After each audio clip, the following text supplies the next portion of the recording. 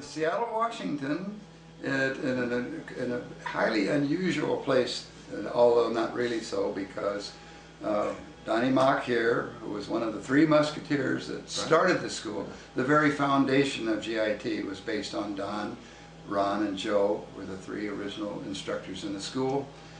And Donald has gone on into bigger and better things in his life, and we'll talk a little bit more about that later. But anyhow, I am absolutely and completely blown away. I just toured his new digs that he has, which is a hydroplane museum here in Seattle, and we'll have pictures to show and talk about it a little bit in a minute. But anyhow, Donnie, you and I go back all the way back. Little kid, I thought he was 20 years old. I would have been 19 the age. I wish I would have been. I was 25 when we started. So tell us how you were discovered by HR, because HR said, hey, you got to get this guy Mock up in Seattle, bring him down. It was all about going to the Howard Roberts seminar, like every other kid my age. Saw an ad, I think you put in the magazines, Guitar Player magazine, and so 72, I think it was, 73, I went to San Francisco, Great American Music Hall, and it was Howard Roberts seminar, and that's when I met him. And had lunch, I think with him one day, played in the seminar, and I said, you know, up in Seattle, we got a lot of guitar players. You ought to come up and do one of these in Seattle. And he said, well, you put it on, I'll come. And so I did. I put the seminar on, got a bunch of students. Howard came, and then we, you know, we kind of became friends. And he had me running around doing lots of things, selling his books for him. And out of the blue, he just, in about, I'm guessing 75, maybe, he said, what do you think about so I've got tired of traveling. What do you think about, we just did a long guitar seminar in one place. I said, wow, that's cool. I think it would work. I said, great, that'd be great. He says, I got a guy. He's talking about you. I got a guy that can make it happen. And then every month or two he'd call me, to give me updates, and then one day he called, March, be there. 1977, pack your Volkswagen. So I was just like every other, like a student there. I just had loaded my car and just that's it, I'm going. I ended up going to a hotel right in Hollywood because I didn't know where the hell I was going. And I come into the building and meet you for the first time. It's about a week before the school starts. In the old Gower place. And it was great. It was the most exciting time for me. Well, what did you, other than the fact that HR, who was both of us, we idolized the man. He was a great guitar player. But what was your feeling about walking into what you thought was going to be a campus, maybe like USC or UCLA? No, I was pretty impressed with whatever it was. I mean, it was a real, that Gower studio was pretty impressive, even though we only had a little section. And do you remember the orientation, very first orientation concert? I can't get anybody to remember. It was in the basement of that building. In the basement, we went down and you brought in the first 30 students, which we can almost name every one of those guys. That's right. I remember them more than any later. And I played with Howard a lot at seminars, so the plan was you gave your speech, and then Howard gave a speech, and then we were to play. So Howard and I were going to play, and then Joe, this new guy named Joe Diorio and Ron Eschete were going to play together. So they went first, and they played. And so Donnie, you were talking about the first orientation in the basement. I mean, we're talking about some really funky. Was it a viewing studio? What was that little room? Where they would watch little parts of movies? It must have held 30 people or more. I can't remember. I can't believe that we did that, by the way. And then everybody came, and Don walked up there and walked in and said, "Yeah, it's cool." And I said, "You can't believe it." I was expecting everybody to think it was going to be like USC or UCLA or something, and no. I was impressed. I thought being in Hollywood, and we had our one little classroom there, and a couple offices, and it was fabulous. But I will say, seeing Ron and Joe play was pretty humbling, and that was the beginning of a lot of humbling experiences with all the amazing people. So you walked into a classroom. Did Howard hand you a curriculum or what? Well, not necessarily at the beginning.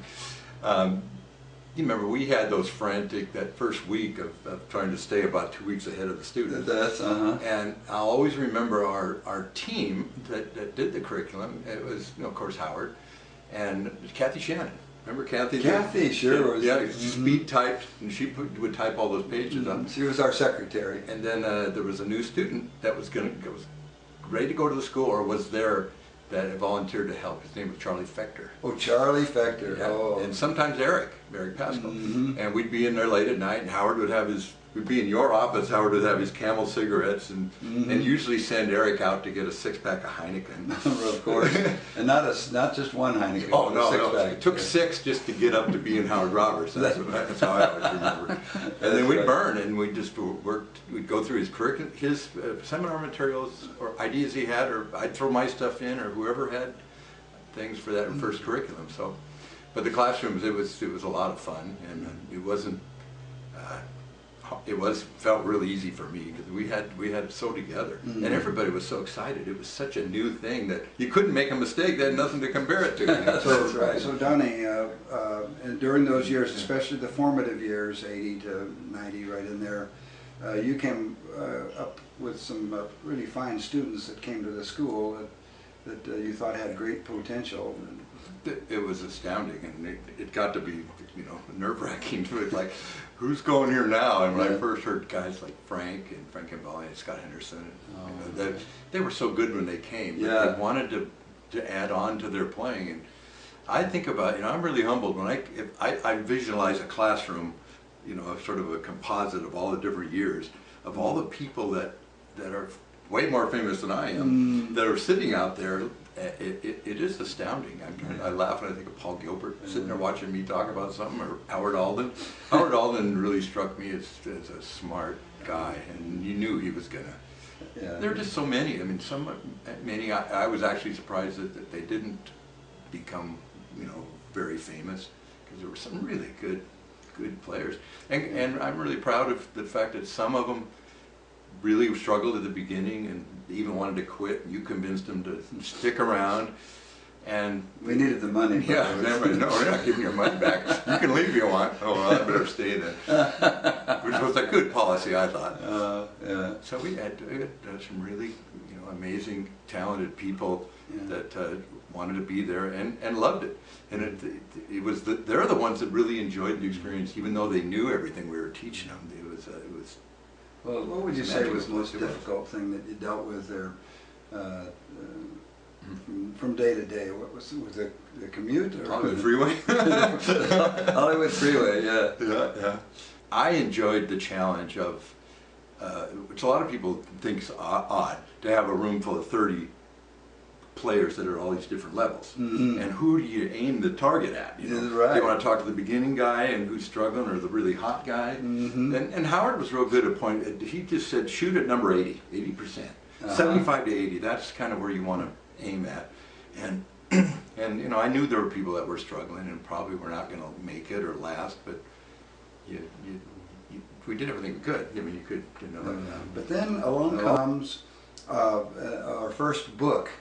And the 10 book. The 10 book, which was, I don't know whose idea it was, but whoever it was, Yeah, I think that was your idea. Was it? Oh, sure, you wanted it. Yeah, it was a great idea. So 10, so Don, talk a little bit, because Don, he's a very humble lad, usually. Tell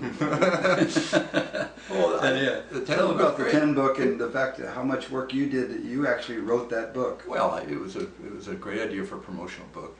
And I know you struggled with all the artist relations to deal with how you deal with royalties and that, but there was 10 of us plus Howard, and of course the Pat Martino saga. I love that story. How Pat was part of it at the original. And then he wasn't there. Yeah, he was at the original photo shoot. That's right. And we had to airbrush him out and put in Joe Pass. Joe Pass was. That's right. It's a replacement. So that's right. I still have Pat Martino's chapter. Tony Baruso had about half done. But the book, in those days before computers, it all had to be hand laid up. And we basically invented some of the graphic ideas with little guitar necks, especially Eddie Van Halen. Yeah. I remember the night we shot the video. I mean, we shot the photo for the cover. which is nothing more than a 4x8 sheet of plywood that Kathy made, and she made a giant cover of the book. And when we were done, we went into your office with Eddie Van Halen in a camera and took a bunch of pictures of him doing his moves, because I didn't know how to write it down. You know, right. Nobody was doing this two-hand stuff. So we kind of came up with this harebrained dots on a fingerboard, but Kathy had to make all that from scratch, basically. Right. And we all wrote chapters, and I sort of helped some of the other guys write chapters, like Eddie. I talked to him on the phone several times to help his chapter get written, and Joe and Ronnie. And it was a wonderful book, and I wish we would have done 10 more of them. You know, just a 10-2, 10-3. You know, we could have gone on with that, couldn't we? Oh, it was a great. It's probably the most interesting or most fun thing in you, if I put you on the spot to come up with something that really you still remember from that time. Interesting and fun, two different things. Yeah, that's right. The interesting ones were, well, you had mentioned about playing, and I was kind of the pitch hitter. Sometimes when different artists would come in and you needed, hey, get Don, he'll play. And sometimes that was hard. That was hard for me to be on call. I'm not necessarily I always envied Ronnie, because Ronnie can play right now, any day, any week. He sounds great. I just never know how it's going to go. And you tossed me up there a lot of times when I was, oh God, I'm not sure I want to be playing. It's no secret that the students paid the money to go there and learn, and they got to learn a lot, but they probably didn't learn as much as guys like me did. I got to go there for free as a teacher, but I had access all the time, and the hours we spent hiding from you, me and Joe and Ron, and then Jackie King and Les Wise and Howard, all of the people that grew into the staff. Sitting and playing with all those people and learning was astounding. I mean, that teacher's lounge, sometimes I can think of Kimbo in there and all the crazy things that would go on. You wouldn't even come in. You were afraid to even look in there because you didn't know what they were up to. But the amount of talent in that room, if a bomb went off, that would be it for the guitar world.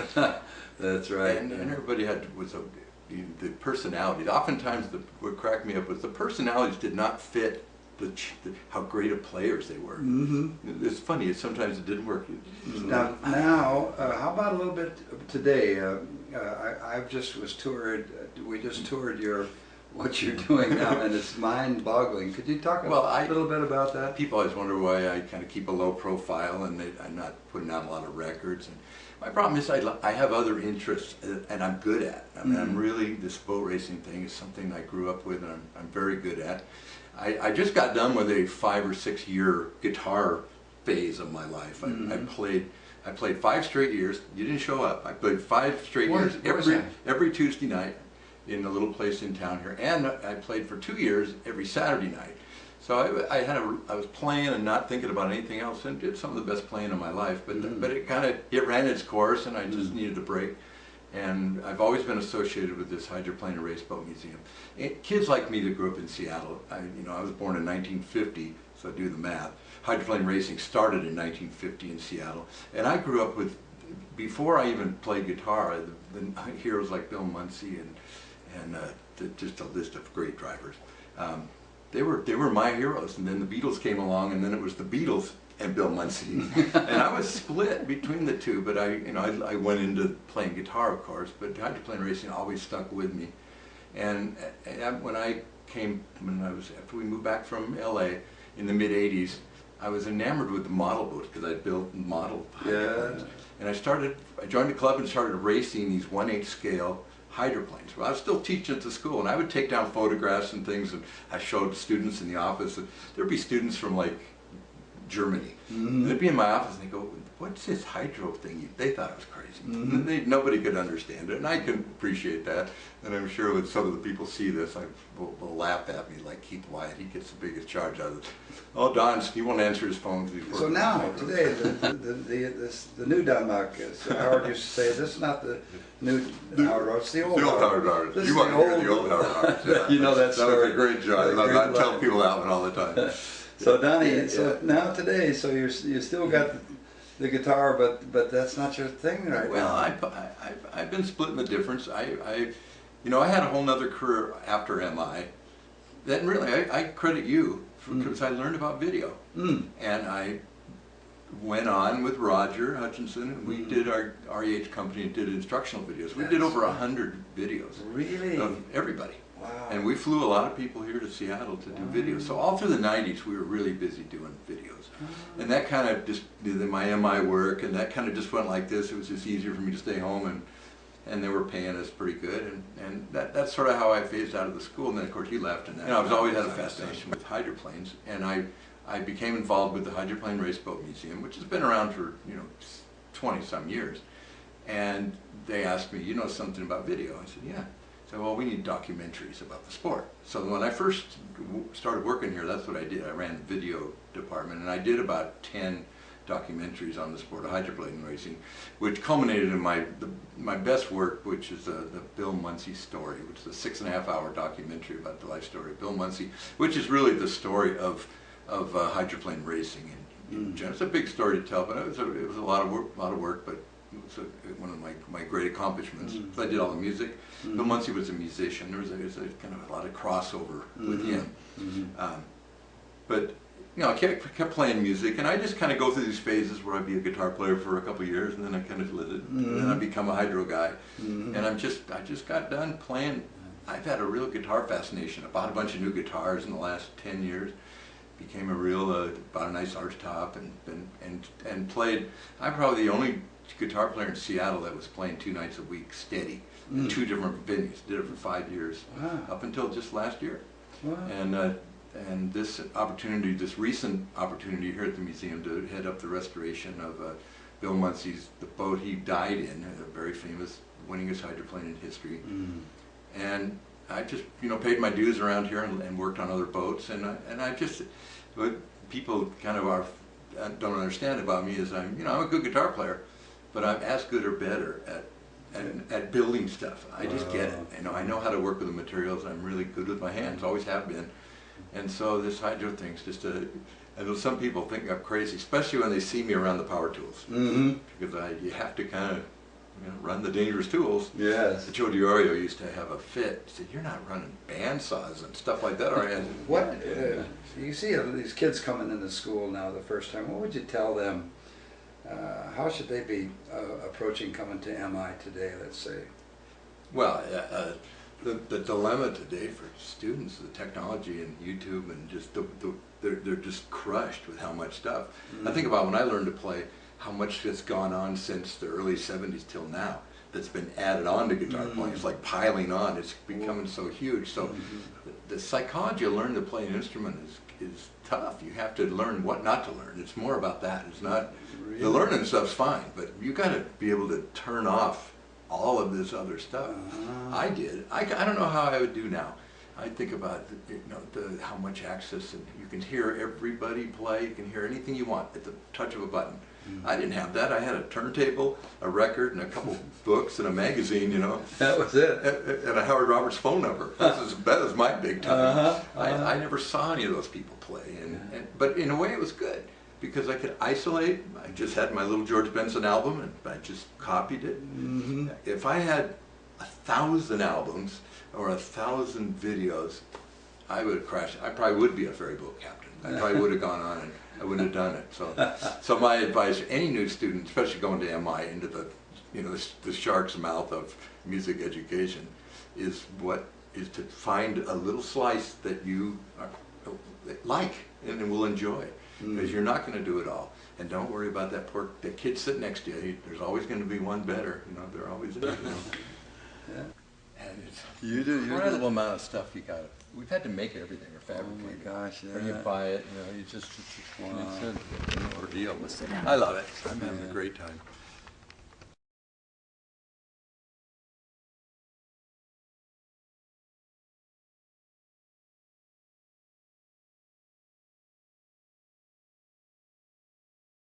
What's ironic is these 2 boats in this room mean an incredible amount to me, because I grew up with that boat, the Miss Century 21. It ran in the late 50s and early 60s, and Bill Munsey, who was a childhood hero, drove that boat to a lot of race victories.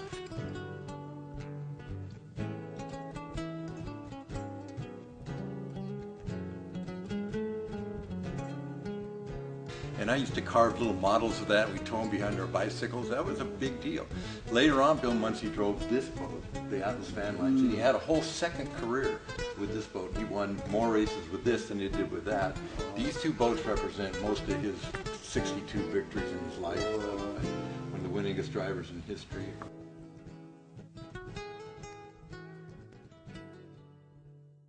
This is my office. This is where I'm right now, and I'm taking a little break from my guitar playing, and I'm here every day working on this boat. And we hope to be done by next summer, and then I'll be a guitar player again. And and I plan on getting back going because I got a lot I want to talk about and play on guitar. So you betcha. Well, I've got a great amount of respect for Don or anyone that'll take on two major challenges in their life and do them both extremely well. What happened with the guitar that somebody wanted you to play that had number 8 baling wires for strings? Oh, that was at a museum auction event recently where they had a guitar that was signed by the Rolling Stones, and out of the blue at this big auction in front of the entire sport of hydro racing, they got the harebrained idea to yell at me to come get Don up here to play something on this guitar. And a completely unplayable, horrible piece of crap guitar.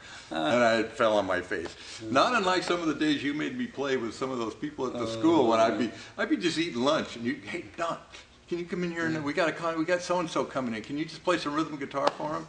And it was like Chuck Rainey. Yeah. Do you remember the time you stuck me in that one? No. Well, he's a bass player. The first time he came to the school, 58, we were up on the 3rd floor, a little classroom. That was the concert room. Mm-hmm. And we might start a bass school. Chuck Rainey's going to play. And I knew Chuck Rainey. Can you just go play some chords for him? Well, he's a bass player. So he looks at me and says, okay, let's play All the Things You Are. Mm-hmm. Take it. And I'm going, what? And suddenly I'm supposed to play the melody and take charge of this thing. And I just went... fell on my face. Burn. Oh God, I was embarrassed. The heart and soul and talent of Don and Joe and Ron, who started the school, still lives in MI today. There's still many graduates that have went on to become instructors that are still teaching there. Was it Jennifer Batten says half the people in my class are still teaching at MI. So the school is more sophisticated, a lot more production and other things going on in it.